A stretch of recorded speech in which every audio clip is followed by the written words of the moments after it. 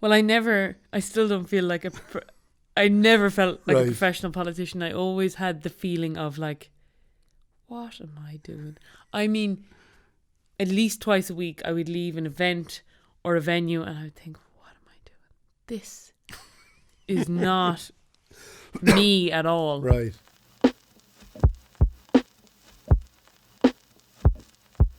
If you can have a breakout star of the European elections, this week's guest, Saoirse McHugh, was the breakout star. From the moment she confronted Peter Casey at the primetime debate before the election, she announced herself as somebody to pay attention to.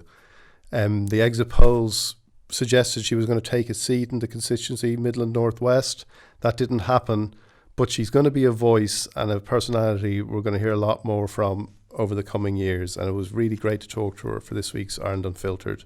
Before we hear that interview, don't forget to subscribe on all the usual channels to Ireland Unfiltered, and if you like the show, only if you like the show, please leave a review. Saoirse, it's brilliant to have you on Ireland Unfiltered. Thanks for having me, Dion. Thanks for doing this. Normally I'd end an interview by asking this question, but I kind of feel it's appropriate to ask it immediately. What now? Oh, it'd be great if you could answer it as well. I don't know. So, a lot of people have been talking to me about the general elections. And I have swung madly between, yes, I'll do it, and not a hope. No way, I'm never doing that again. I think I probably will end up running for election again. Yeah. I don't know in what capacity. I don't know, would it be another 5 years waiting for the European elections again? I don't know, would it be in the Dáil? But immediately what now is I'm going to leave the country for a few weeks and try and stop thinking about this and try and get back to a place where I can sleep at night. Yeah. And where I can eat normally. Did it consumed you, did it? Totally. Yeah. Like I said to you earlier, I don't know what me and my boyfriend are going to talk about now. We have talked about nothing. Like, and other people will be talking to me about things that are happening in their life, and I'm like, yeah, and did you see Mick Wallace? Like, I have become totally and utterly obsessed with the European elections and Irish politics in general. Like, I was always interested, like, totally obsessed. I can't think about or talk about anything else. And I was finding it between anxiety and there'd always be something coming up, you know, be it like a hustings or an interview. That kept me in a constant state of nervousness. So my eating patterns had gone out the window and I couldn't sleep. I'd lie awake at night thinking, I have to get back to that email. I have to do this. And then I'd just get up because there's no point in lying in bed looking at the ceiling. So I'm looking forward to... And it was about a 6-month campaign. Like, how much, you know, from where it started to where it ended, what was the kind of degree, what were the degrees of intensity? Well, I decided to do it probably in November. And then it was a really slow build of momentum because, of course, it was me and my boyfriend, and my brother lives up in Dublin. He was kind of, you know, on the phone. And we were figuring a lot of it out as we went along. So from November on, I was all consumed by it, but it definitely, there was an uptick probably around March. And from March on, you know, we'd be on the road most days door knocking. I know a lot of MPP candidates don't bother door knocking because sure, the constituency is so big, but I felt, well, two things, I suppose. It was what I needed to do because I needed to get my name out there, and also because I was having such a difficult time getting into the media and getting my name known. It was the best way I could find to convince people to vote for me. Because I found people on the doors really receptive, far more so than on the internet or, you know, Twitter or whatever. Yeah. And was that something that surprised you? Like, what was that feeling you were getting as you talked to people? Because, like, to the, you know, the general public, you kind of appeared in the last, you know, 10 days of the campaign. But what were you picking up? Everybody I talked to with maybe there'd be, 1 in 100, fell between kind of disinterested to really excited, and then the 1 in 100 would be cross and did not want to talk. Okay. And I had to, those ones, the first few, people would be quite rude. The first few took an awful lot out of me. Right. Because you were a politician looking for a vote. I think so. Yeah. I just had to, I figured that, it's nothing personal. Yeah. I don't know what they were going through. Mm. And it took me a while to kind of take my ego out of those interactions, because I'd be so hurt and upset and just want to quit. But it's, I suppose, not awful to say, but it's, the fact of it is you just get used to it. Right. But then in the other 99 out of the 100, you'd move from chronically disinterested to really excited. And excited about what you were talking about. Yeah. Yeah. Excited that it wasn't Fianna Fáil or Fine Gael. Like the amount of doors where they'd say, "Are you Fianna Fáil or Fine Gael?" Like, no, I'm not. No. And then you could be talking to people for ages. Right. And a lot of people were, you'd get the odd, but the Greens went in with Fianna Fáil. Yeah. But a lot of people were fully aware and engaged with and worried about climate breakdown and biodiversity loss. But there was definitely a feeling that, what do we do? What do we do? And I suppose why people might have been excited was because, you can do so much yourself. You can do your recycling and you can have your keep cup. But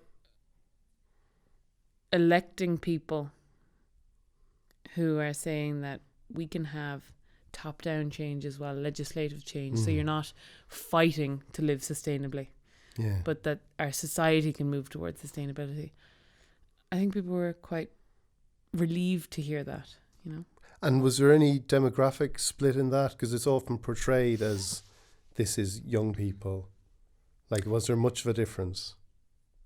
Or this is young people driven? I don't know if it matters, but like... Yeah. On the doors, I didn't find that, no. And like, you hear all these splits. And obviously, the figures, if we could have proper figures, would show if there was a split or not. But on the doors, it didn't seem like that. And there didn't seem to be much of a split between rural and urban. Right. On the doors. And maybe people were just being polite. Yeah. But I didn't notice that. No. No, because like I know, it's anecdotally, like I don't see why people who are of a certain age aren't concerned about the planet for themselves in later years or for their children. Like that seems to be one of the most primal instincts of all. What kind of, like I have a 5-year-old son. Like I'm not thinking, it's that's his problem. Yeah. You know what I mean? Deal with it. Yeah, deal with it, son. Yeah. Like I'm the exact opposite. It's what are we going to do about the world he's going to live in? So it doesn't make sense that it's how it's portrayed as a generational divide or generational issue. No.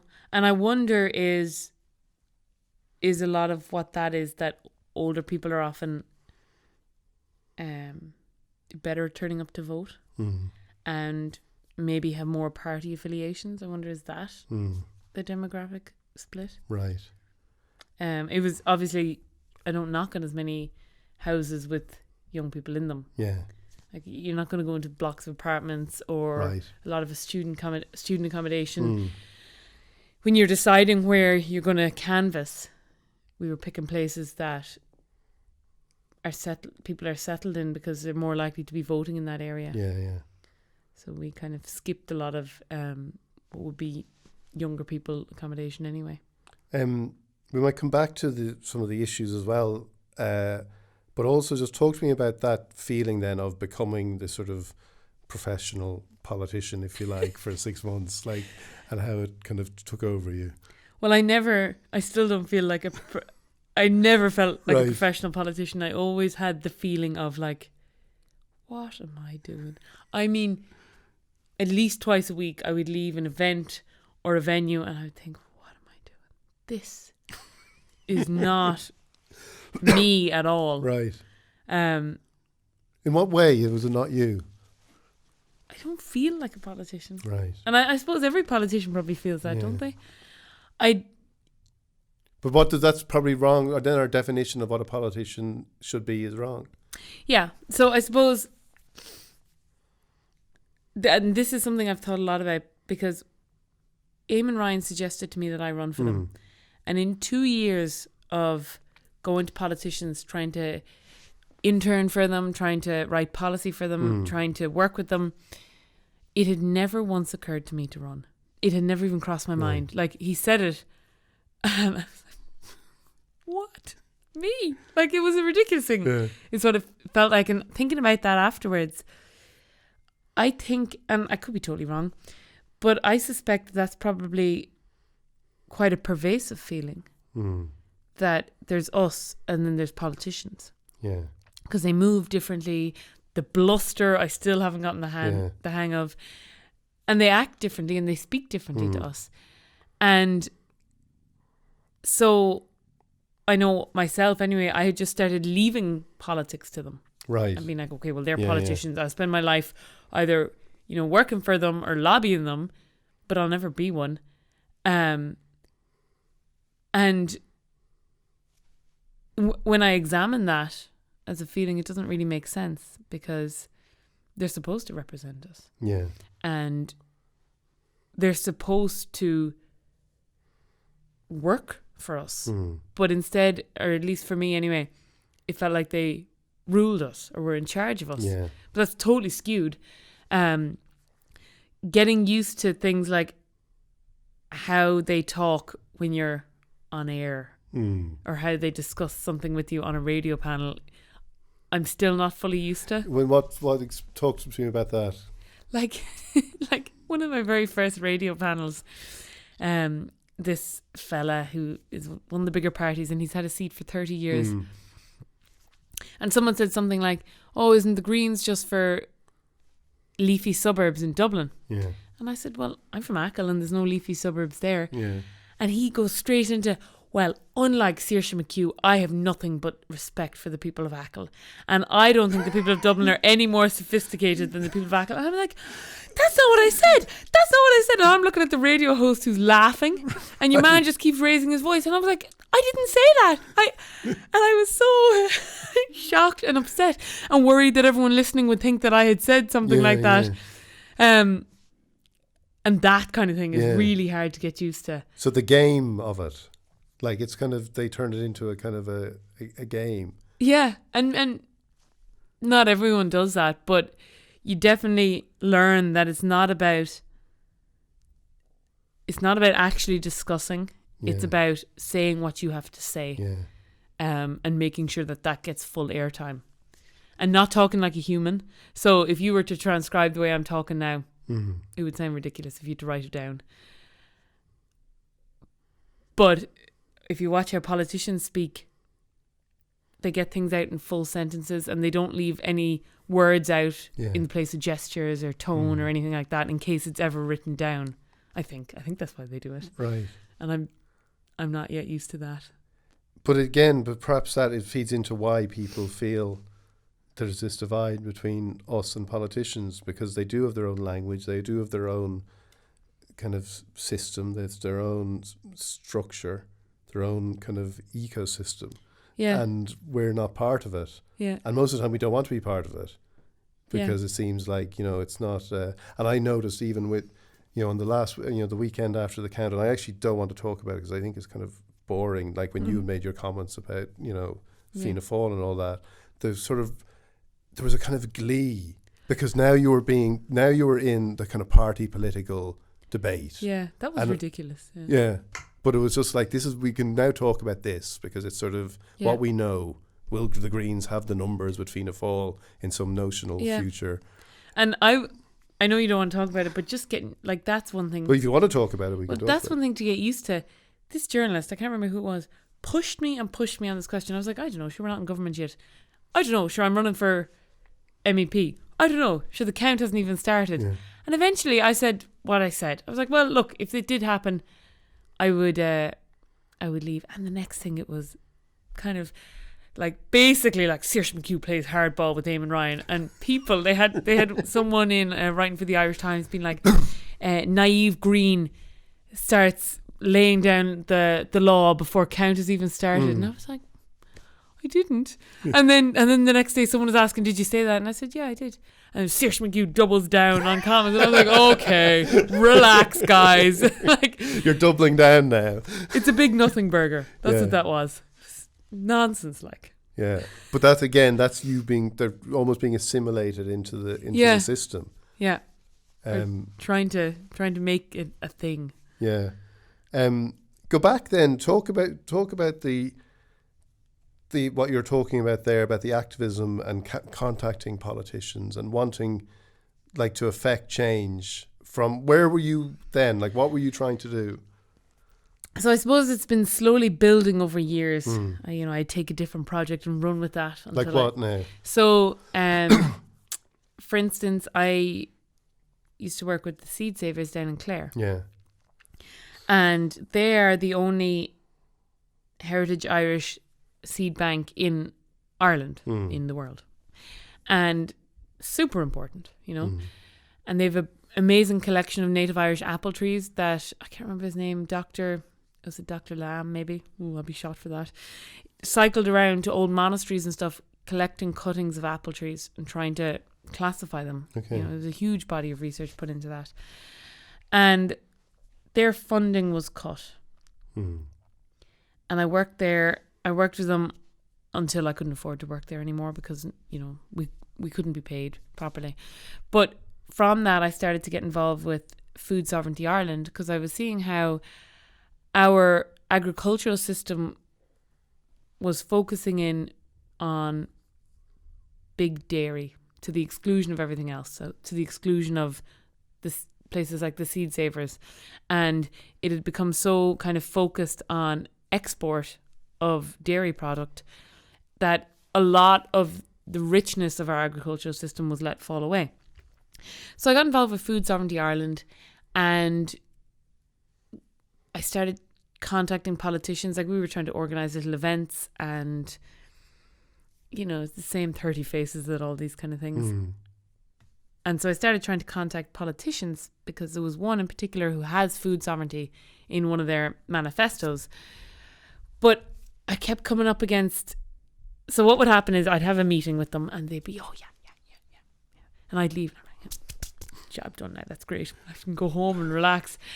And then, their secretary would stop replying to me or communication would just fall apart. And so I plugged along with that for a while. And then I was like, okay, we need something more. If we could have an environmental policy that everyone signed up to, then of course agriculture would have to fall into line with that. And there's so many bills already sitting in front of the government that could be passed, but, and I don't know if this is true, but the way it looked like to me is that they're playing politics with them, and it's, we're not passing that because it's an opposition bill or this, that and the other. Now they would never say that outright, but some of them, that's what it looks like. And so I thought, if you could have a non-party political environmental policy that the parties could sign up to, no one would be gaining, there'd be no political loss there. I thought that would be a great idea. So once again, I started trying to contact politicians. I did contact a good few, and it just, there was never any traction. The best I would get is, yeah, that's a good idea. Yeah. And I'd be disheartened and I'd give up for a week or two. And all the while I was writing articles that weren't published and working with the Organic Growers of Ireland. And just, plugging away at these little projects and it felt like, there's so much appetite for change on the ground and it's just not being reflected coming down. And I remember being at one meeting once and the growers there were questioning the Minister of State, and nothing abusive. They were questioning him about the organic scheme closing, about front loading of payments. It was fine. And then the chairperson of the board emailed the minister's office saying, thank you for coming along, basically. It was great to have you, blah, blah, blah. And the secretary got back and said, you know, the minister didn't feel very welcome and you do well to remember where your money comes from. And she only told me this afterwards, and I was like, I hope you said to them that it's our money. But that kind of attitude, I was just like, who do these people think they are? Like, I swear it's coming from his own pocket, his communion money. Yeah. And so it was one of these meetings, I was talking to Eamon Ryan as well, another one of these meetings, that I was saying to him, let's get the trade unions involved. You know, there's such a strong, there's 800,000 of them. That's such a strong political bloc. And it was then that he asked me, would I run? Right. And yeah, I suppose I had tried so many avenues and I had seen that, as I was saying, you know, there is appetite on the ground, but often feels like, you know, we're stuck in these systems that just aren't responding to that. And those systems are decided upon by our politicians. And I was like, I will try this. Seems to me then that you have to keep going. Yeah. Look, one way or another I will, but I don't know if it'll be running for election. Right. Although it couldn't be harder than what we've just done. Yeah. And surely a general election, a general election is the place to do it because you can affect change at the ground in Ireland. Yeah. And if there's a green, if there's a bit of a green surge or if there is a pickup, you can make a difference. Mm-hmm. And I've definitely thought about it. It wouldn't be as hard as that MEP campaign because at least I have, you know, a grasp of what a campaign entails. Yeah. I'd remember to keep my receipts. I have a load. I keep forgetting. Like, I'd be going back through a bin and be like, no. You know, I would know that I would hire a secretary for the last 2 weeks. Yeah. Right. There's so much I'd know. Yeah. So it definitely wouldn't be as hard as if I did it again. But do you think, like, when you talk about that time when you're trying to get people to embrace this idea of it being it doesn't need to be party versus party, like it's more important than that. Are we any closer to that? Because I don't know. I was reading, and this is like, maybe you should never start a sentence like this, but I was reading on Twitter this thread that somebody had put up talking about how they too had once been young and naive and thought that there could be some sort of unity. I don't know if we're closer to it, but I think it is so necessary. Like, for instance, repeal took 30 years of organising on the ground and mobilisation and hard work from activists, and eventually politicians responded. Yeah. And there was Together for Yes then. And I was wondering, and maybe I'm totally wrong, and maybe I am totally naive, but could this be done yearly and intentionally, so it wouldn't have to be, 30 years of activism? Could you get a political coalition not in the government sense, but every year to say, right, we're going to tackle housing this year? Yeah. I don't know. It feels like there's definitely potential there. I'm sure people could give me 100 reasons why that wouldn't work. But there's always, the starting point always seems to be how things aren't going, why this won't work. Yeah. So and when you're talking about the climate, and like when Varadkar comes out after the exit poll especially, and I saw it described by somebody as, he kind of says, effectively says, be careful what you wish for, because the way he described, I just took a note of it even, just, it's going to require a lot of changes at individual level, community level, and also at government level in terms of policy. But the statement from the public is that they are up for that and want us to do it. So there is this sort of implication that, you're not going to like this. Yeah, and is that the wrong way? Because we're not going to totally the wrong way. We're not going to like what's going to happen if we don't do it a lot more. Yeah, we can't afford not to. Yeah. I think the implication is probably correct if Fine Gael are still in government, and maybe I'm just not being fair, but I don't trust them to implement climate action fairly. you even look at austerity. Austerity is not the de facto, it's not the only response to a recession. And in fact, now it's widely accepted that it doesn't work. But that's what was chosen. And I suppose, I wasn't paying enough attention back then to speak of it. But from what I've seen, often, recently especially, private interests are put ahead of the people. And I think climate action does have a huge opportunity to be brilliant, to be brilliant for everyone. Like, we could just, create a much better society for everyone. But I'm so afraid that what would happen would be the opposite, and in the name of environmentalism. And sure, then. So what do you mean? You mean that I'm afraid I'm afraid it'll be implemented wrong. I'm afraid it'll be implemented to support private business, to the detriment of, be it communities. Like, you look at our wind farm policy currently, like, it's terrible. Right. You look at how our agriculture is being dealt with at the moment. Like, inequality is still pervasive in the actions we are taking at the moment. And unless it's kind of intentionally addressed, then, like, climate action is not necessarily an equalizer.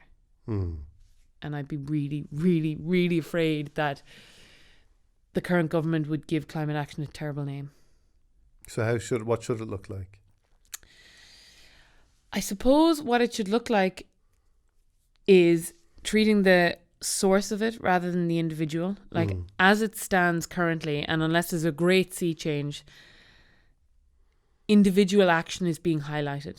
So I was in my grandmother's, and she'd gotten a leaflet in the post, right, saying, like, buy a smaller house, cycle to work, and I can't remember what the third thing was, but these are how you can reduce your carbon footprint. And I've lived most of my life feeling guilty, be it about what I wear or what I eat, or going in an aeroplane, or buying new books. And it's unsustainable and it's uncomfortable to live like that. But if the main causes of, if we just take emissions, aren't addressed, then personal guilt can only get you so far. Right. So one of the big talking points is, of course, the carbon tax. Yeah. And they're proposing a carbon fee and dividend, so we'd all get a check back. So, and the rationale there is that the less carbon you use, you'll be getting a net gain, and that would allow you the financial freedom to switch to lower carbon kind of alternatives. But I look at a place like Achill. Yeah. I'm like, climate action is going to have to be mainstreamed into our rural planning, into our urban planning, into our transport, into our agriculture, because as it stands now, for maybe 2 years, I would gain from a carbon dividend. But because the fee keeps going up, then I would start to lose out, because I live in a house that doesn't have an official lease. It's 200 years old. Yeah. It has a stove that's so small that if you want heat, it has to be coal. Right. And I drive a car that's just failed its NCT. Okay. So unless the bigger systems that we take part in change, eventually I would just have to start cycling 20 kilometers to the grocery shop in the rain, or just not go. So you mean like public services, yeah, everything like that needs to change? The emphasis has to be taken away from the individual, because that won't work. Like, the amount of people who live in rented accommodation alone, and we've seen the difficulties our government is having in dealing with landlords at the moment. If now they were talking about retrofitting all homes, I just don't have faith that that would be done in a way that didn't negatively affect the poorest people in our society. So again, there needs to be that appetite, whether it's it just needs to be done fairly. Yeah. It needs, every single decision needs to be looked at and said, how is this going to affect the most disadvantaged, the most marginalised, and the poorest? And if it's negatively, then don't do it. Yeah. But the appetite from people to make those personal changes is there at the same time. Like, does that have any bearing? Like, that surely should encourage the government to make a kind of systemic kind of change. Yeah, and people are making changes. Yeah. But without the top-down stuff, it's not going to make much difference. It's a drop in the ocean. Sure, they were just granting there on the 26th of May. How cynical is this? They granted new exploratory drilling licenses. And when Grace O'Sullivan, so Richard Bruton, am I allowed to say people's names? Yeah, it depends on what you say about them, but let's start with it. He launched his like all government, I can't even remember what the name was, but it was all government plan for climate action or something like that. There back in, I think it was December. And on the same day, Sean Canny was signing off new exploratory drilling licenses to Providence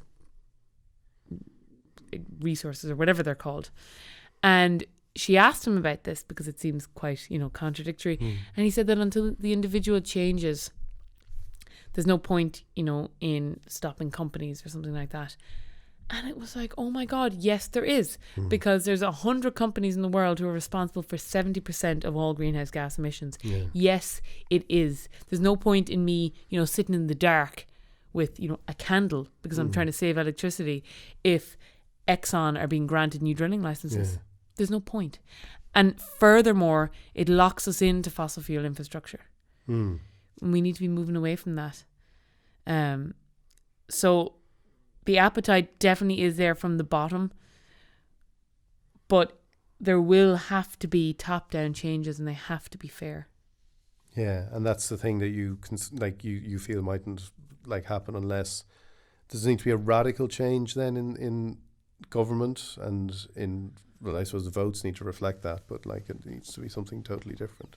I think so. Yeah. I think Fianna Fáil and Fine Gael have shown no appetite for actual climate action. They've known for a decade how serious, how really gravely serious this is, and they continuously and consistently act as if they don't know. Yeah. So another thing you could do, you could run for American president. I could, yeah. I don't know how will I get on there. And you were born in, where were you born in Illinois? I was born in South Illinois, yeah. Which is like cornfield country. We've been back there once. Right. It's a really small town. Mum and Dad were in Southern Illinois University at the time. Okay. In Carbondale, I'm sure you've all heard of it. Never heard of it. And I was born in the next town over, which is Murfreesboro. Okay. But we left there when I was 2. So how did your parents end up there? Where your dad's from Achill? Dad's from Achill, Mum's from Dublin. Right. They met in NCAD. Okay. I think. Yeah, art college. Yeah. And then Dad had finished, I think, and Mum went to do her master's over there. And so he was a teaching assistant. Right. I'm pretty sure I got that right. Okay. I don't know how they ended up in Illinois, how they managed to find that place on a map. Yeah. Before the internet, I don't know what people did back then. It blows my mind that people used to travel to places with sight unseen, without knowing everything about it. Yeah. Yeah, or at least having a vague, how do you get to Carbondale without the internet? It's crazy. Booklets? Yeah. Do you look at booklets? And were they planning to stay there? Dad desperately wanted to. Right. Mum was pregnant with my brother, my younger brother, and she was really sick. And she said she just hated the unchanging blue, Midland sky. The Midwest. Yeah. And so she desperately wanted to go home, and Dad said the only place he'd go would be Achill. And she hates the sea. So they moved back to Achill, and she hated the sea. She's finally starting to get over it. But for about 12 years, she said she couldn't look at the horizon. It's really? just a big, grey, regularly dark sea. Right. Cold and wet. But Achill was the only place he'd go to. The only place he'd live in Ireland, yeah. Okay. And where is she from in Dublin? Lucan. Okay. Yeah. And does she like Achill now? I think so. She still doesn't love the sea at all. Right. She's tried desperately to grow as much vegetation as she can, and her sister, my aunt, lives down in Tipperary, and she calls our house the graveyard because of the amount of she's a gardener, the hundreds of different plants she's brought up to put in Achill, and they've just like you'll come back a couple of weeks later and there'll be just these crispy brown leaves on them, and she's like, oh, right. Jeez, I thought that would have grown. Yeah. And so they were both artists. Mum and dad, yeah. And so was your upbringing kind of bohemian? Would you say? I don't think I'd say that. No. Like, what does that even look like? I don't 90s? know. Well, I suppose in maybe. Ireland. I actually, now that I asked the question, I'm like, what does that mean? But it wasn't. You weren't. Was it conventional? Would you say it was conventional? Did you feel like were you like when I look at where you've got to now and like your activism and all that, were you slightly more aware of things like that growing up than maybe other people? I don't know. I think there's always one kid who's crying over a squashed earthworm and telling everyone to stop touching the frog they find. Right. I don't know if it had anything to do with my upbringing. I think I always felt something in me. And through my childhood, a lot of it was quite misguided. Like I remember being about 11 and asking for you sponsor an acre of rainforest or something for Christmas. And, like I look at that now and I'm like, okay, you did not do your research. Right. 11-year-old Saoirse. But I always loved the environment, I suppose, and felt the want to mind it. Yeah. Like I remember finding, when I think of, misguided childhood environmentalism, like I remember finding a big rusty barrel with tar in it on the beach. And in my head, I was like, oh my God, it's oil or whatever it is. And so I covered it all in rocks because I don't know what it was, but I wanted it covered and gone because I couldn't move it. Yeah. So like, I don't know what I was thinking. So they were the misguided things. These are the kind of things that are going to. This is when you're like when you're on the show with the guy saying, unlike Saoirse, Saoirse, I care about the rainforest. These are the little things. These are the skeletons in your closet that people are going to find. Yeah, and maybe they weren't misguided, but they were definitely. I definitely didn't do my research as to what the actual effect of things like sponsoring an acre. Like I don't know what company that even was. Right, like know. But it was just the same urge was there to begin with. Yeah. And did that inform then what you studied and what you did at school and then when you went to university? I did in university. I did my bachelor's in genetics. Yeah. And honestly, our principal took me in when I had filled in the CEO and was like, "Don't do that. Do English or something like that. Right. Don't do genetics." But we had just done the chapter, and I was 16, and I was like, "No, I'm doing genetics." So I definitely should have listened to her. It was a lot of lab work and I wasn't maybe in the best place myself during my bachelor's, so I just couldn't wait to be finished. But definitely going on to do my master's, it was informed by wanting to know more in order to help or to do something. And when you say you weren't in the best place yourself, what are you talking about? I tried to stop saying it. I had an eating disorder. So there was an eating disorder in my life. Okay. And I was in a relationship that wasn't very good. And I was totally unequipped myself to kind of deal with these things. So those two were just combined and I felt so awful for probably a year, probably my last year in college. Right. I isolated myself an awful lot. I cut myself off. Yeah. And like I remember leaving one class bawling, crying, and the lecturer emailed me about it, and I was so embarrassed that I never went back ever again. Really? I couldn't reply to him. I just was so mortified by it. And did you feel alone there? Were you? Because there seems to be structures these days for people, when you're in those situations or if you're feeling like. I definitely felt alone, but that was largely self-driven. Yeah. Looking back on it, I totally isolated myself, and I was depressed for I don't know how long, but I ended up on medication for it. Yeah. But the first medication I was put on, you know, I was just kind of thrown onto it, and I was saying, oh, I don't like it. I feel anxious. I can't sleep. I start wondering, is that conversation one I've had or one I've just thought through? And then I was put on, you know, more tablets to deal with that. And I just didn't like that at all. So I stopped all that. And definitely didn't reach out to my family the way I should have, and my friends. I was far more concerned with maintaining the veneer of I'm fine, right, than actually being fine, than actually being okay. And did something change? Because like that is the terrible thing about mental illness, that sense of like, you know, the thing that can help is the last thing you want to do, which is to say, you know, help me. Yeah. Nothing really changed, I suppose. My situation changed, which kind of felt like a solution for a while. So I finished my college. I finished my degree. I broke up with the boyfriend, and then I went to the States. Yeah.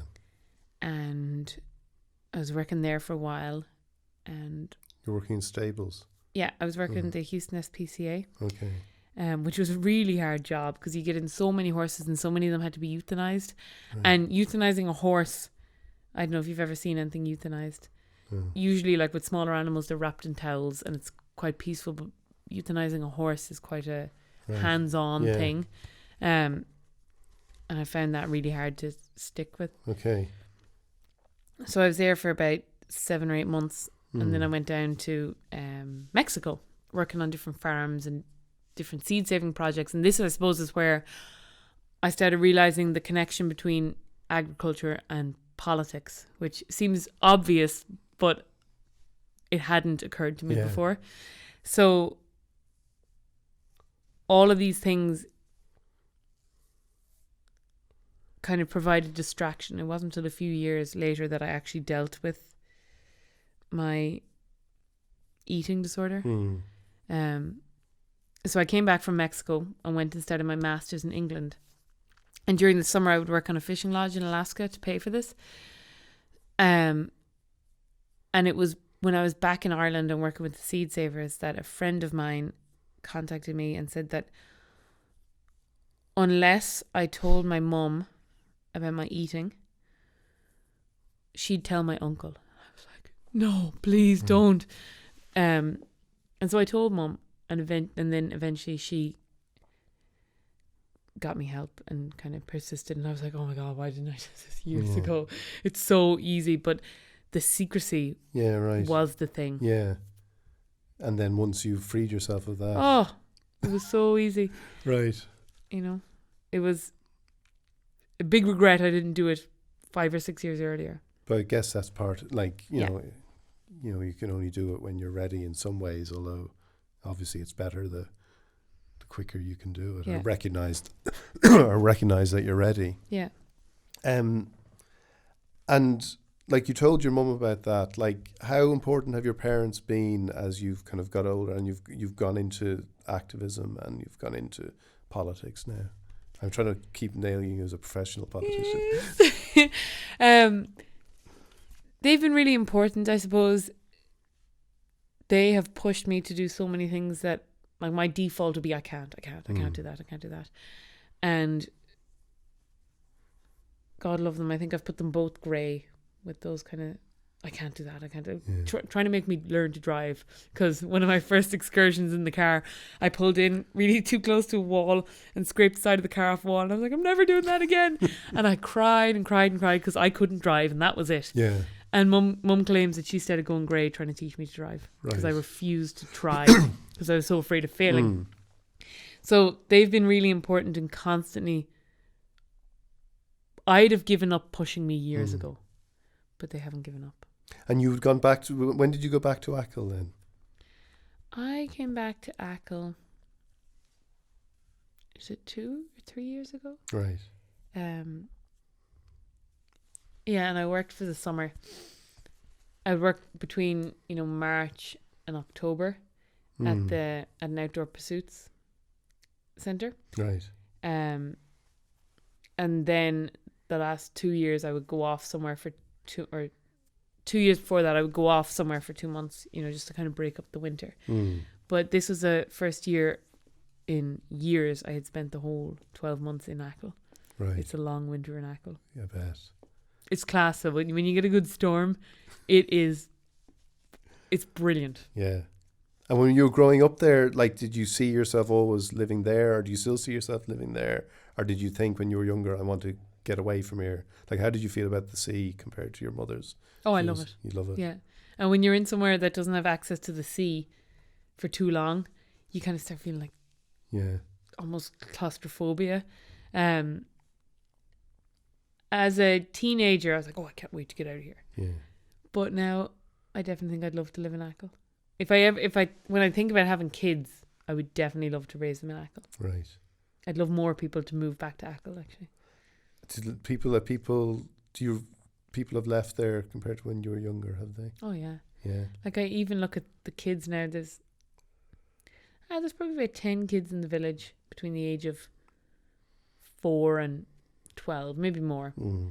But not much. There used to be gangs of us. Right.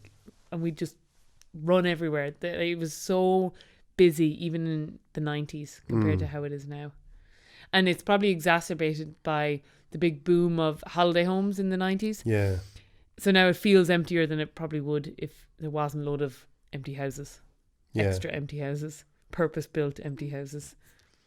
And how do you get those people back?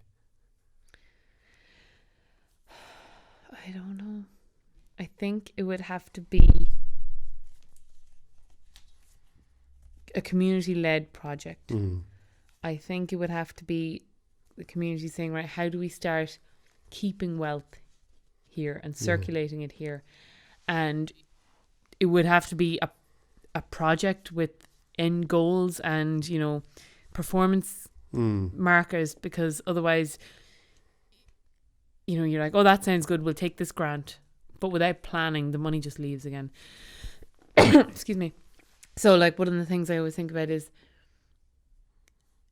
our shops are closing, the little shops. And when that happens, the place just feels so empty. You don't really see people anymore.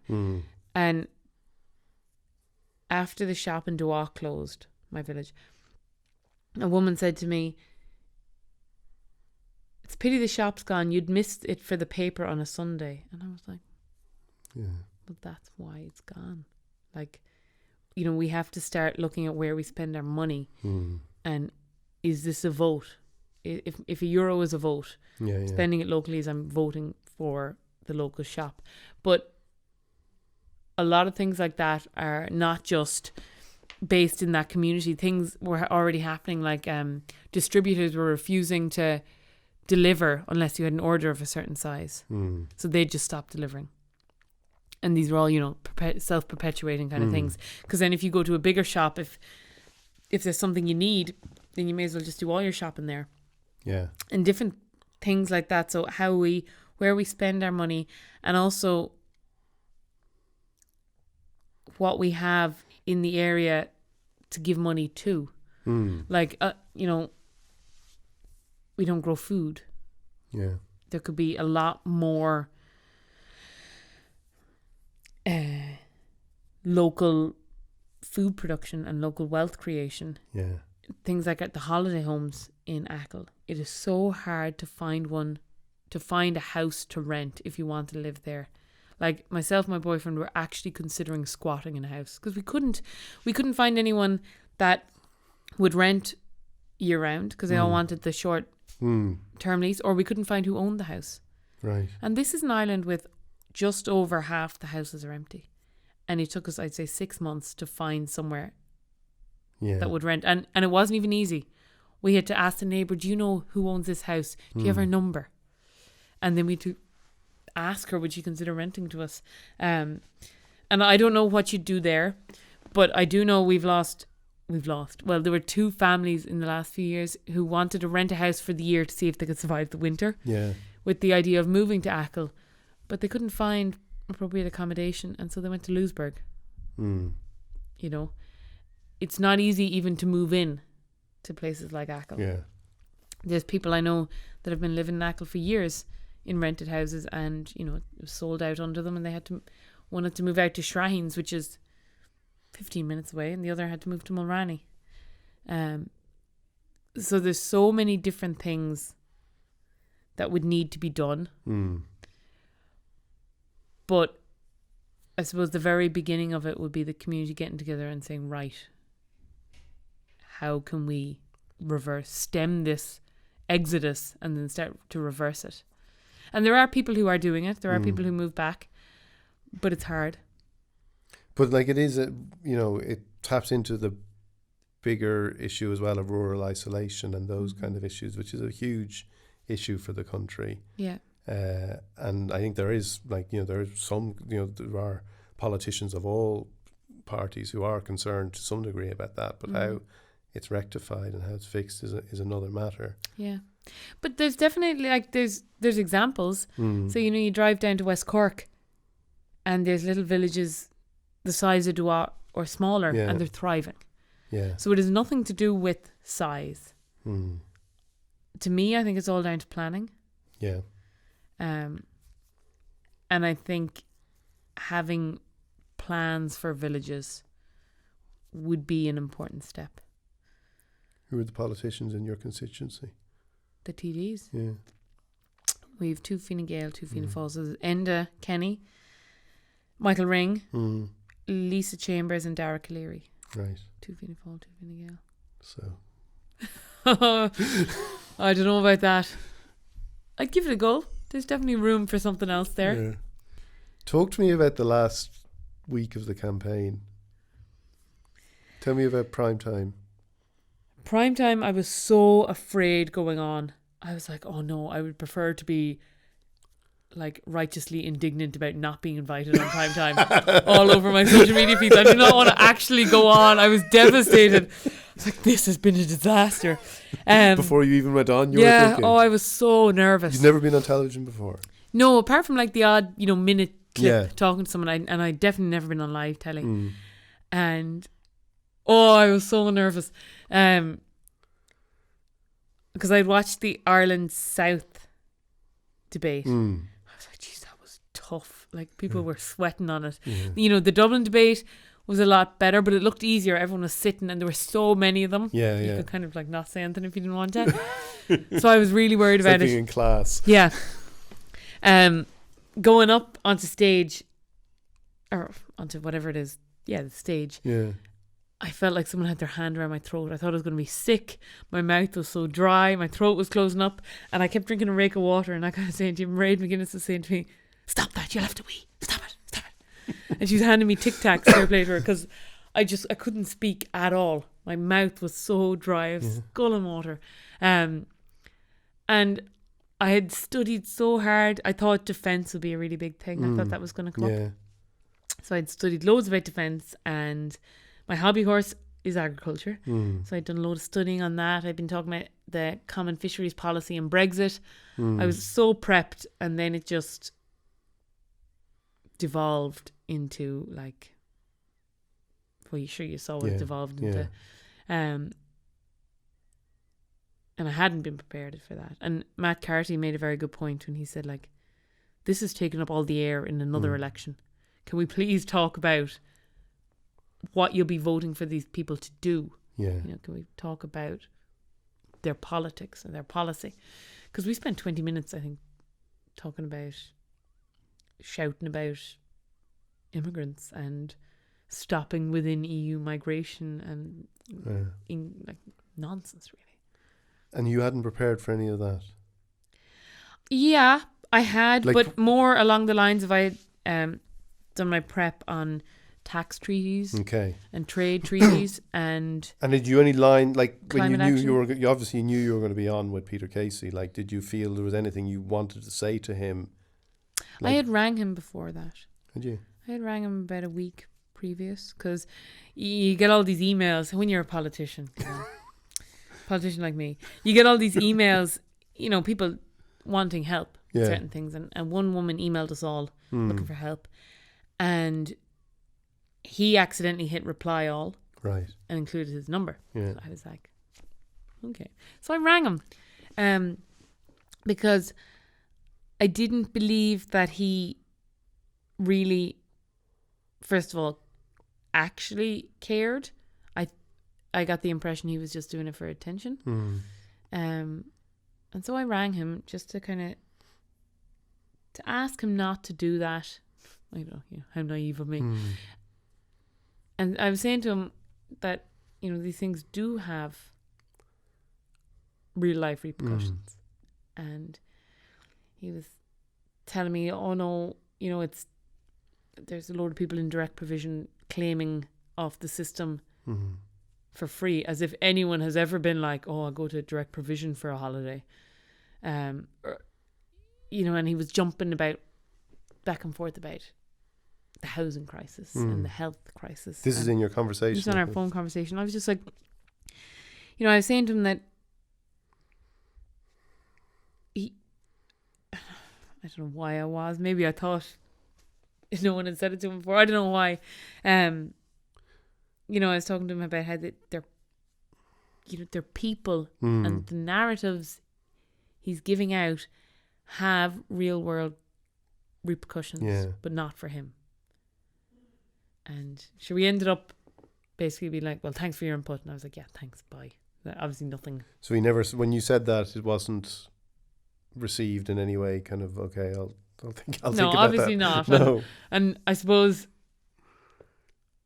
maybe I didn't expect that. But I don't know, I thought maybe. Yeah. And then you get to the debate. Yeah.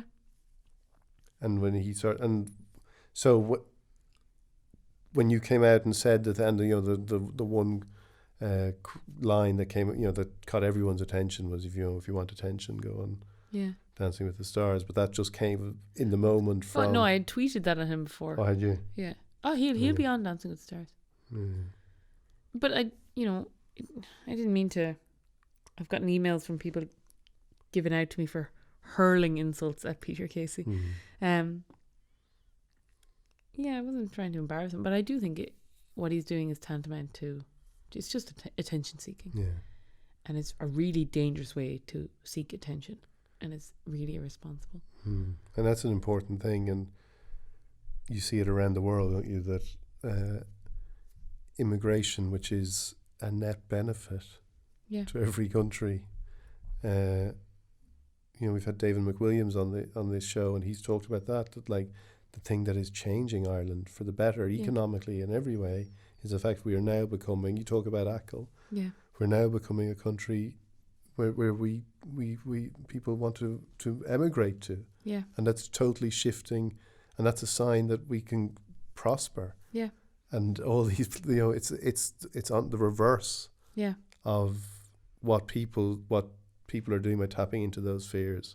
Yeah, and that's what it is. It's tapping into frustrations and fears that people have that are unrelated to migration. Yeah. But it's an easy kind of, I suppose our brain loves simple A equals B kind of things. And I think it's tapping into the fear that rural Ireland is being forgotten and that we are being left behind. Except, I don't know who holds these views. I'm just guessing that that's what these fears are. These fears of kind of, I imagine that it would be easier to become afraid, if you're in perilous, like if your work isn't secure, if you're not financially secure, of course it is. Yeah, well, Brexit was an example of that. Yeah. How did your parents feel watching primetime? Dad couldn't because it was live and he couldn't help me, he said, so he had to sit upstairs. He couldn't help you? Yeah. Not that he could help me anyway.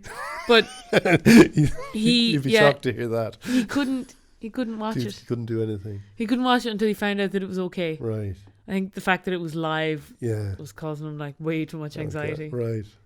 And what did he say to you? When did he watch it? The next day? No, they watched it Was like that there's nice? a RTE+1. Right, okay. They watched it literally the hour afterwards. Right, okay. And So- what did he say then to you? They proud of I you? can't even remember. I was shaking so much. Yeah. And then just talk me through the weekend of the week of the count, because the exit poll came out, and I was looking at following you on Twitter and Instagram, and like you were kind of, you know, you were totally, after 6 months of it, you were totally immersed in this, and then the exit poll comes out, and you're on what, 12%? Yeah. Well, I knew that they had a 4% margin of error. Yeah. Almost 4%. Like the 5 years before, Matt Carty had been polled at 11%, I think, but he had actually gotten 16% of the vote. Right. So I was aware of that, and I was trying to not get carried away. I really definitely did put a lot of effort into not getting too excited about it.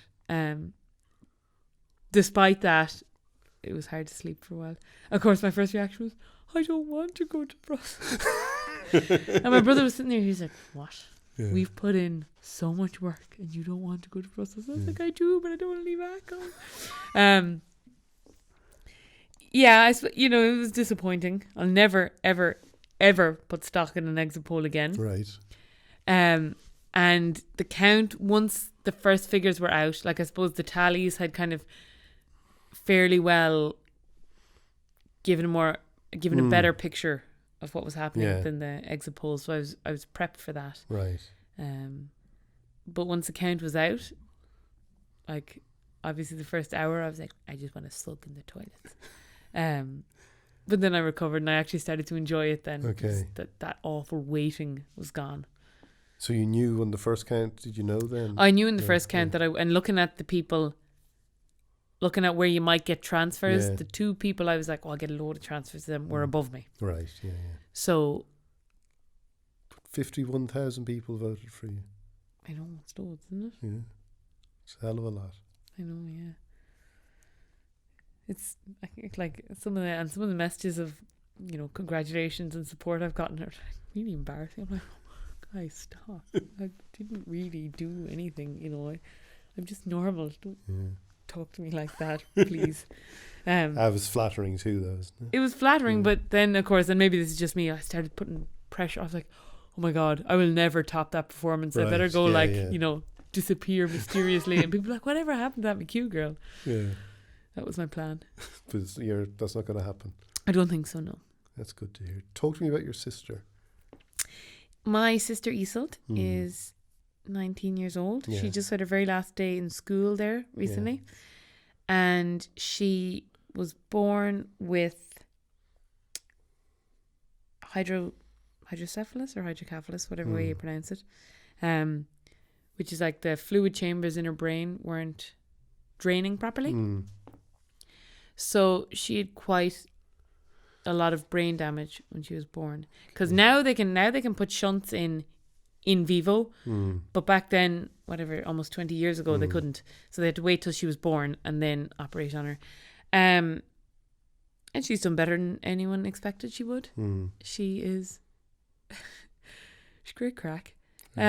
She doesn't really care, and I think that would be her attitude. I don't think that is just because she doesn't understand what's happening. I think it's the Isolde show, and that's it. Okay. And so I don't know what to say about her, How tough was it for your parents, like you, because you were 9 or 10 when she was born? 10, yeah. Was it? I imagine it was. I was a very selfish 10-year-old, and we got to stay with Granny loads. Achill Granny, and she'd give us like a $5 to go to the shop for sweets for school, which was out of control in the money. So I was a lot more concerned with Mars bars and Lucozade than poor mum and dad, which when I think back now, I'm like, oh God, that must have been so hard. But I suppose she's just part of our life now. I do sometimes think like I'd be not afraid, but if I ever think about having kids, I do worry that I'd have a child that would be as emotionally hard as I imagine Iseult must have been to mum and dad. But mum insists that you just get on with it. Yeah. That's just, that becomes your normal every day. Yeah. And yeah, I suppose as we were growing up, she spent a lot of time in hospital in her first few years, but I was a very self-centered teenager. So it was really more all about me. I didn't have the compassion I should have had. So you didn't want to live in Brussels, but about you might have to live in Dublin if you were a TD. Can you manage that? Yeah, sure. I've lived in Dublin before. Yeah. Yeah, it'd be too long a commute, I think. You'd be back in Achill every weekend, wouldn't you? I suppose so. You go back to the constituency office, don't you? Yeah. Or on a Thursday night, do you go back? That's right, yeah, I think that's what they do. Yeah. I won't be looking for a house yet. And I was just listening to another podcast on my way up here, and they were talking about housing in Dublin. I was like, jeez, I don't know how you live. Yeah. How you find a house in Dublin. So I'm not thinking about that yet. Okay. Saoirse, it's been wonderful having you here. Thank you for having me, Dion. It's fabulous. It's been my pleasure. Wonderful talking to Saoirse today. Before we go, again, if you like the show, and only, I stress, if you like the show, please leave a review and please subscribe to Ireland Unfiltered on all the usual channels.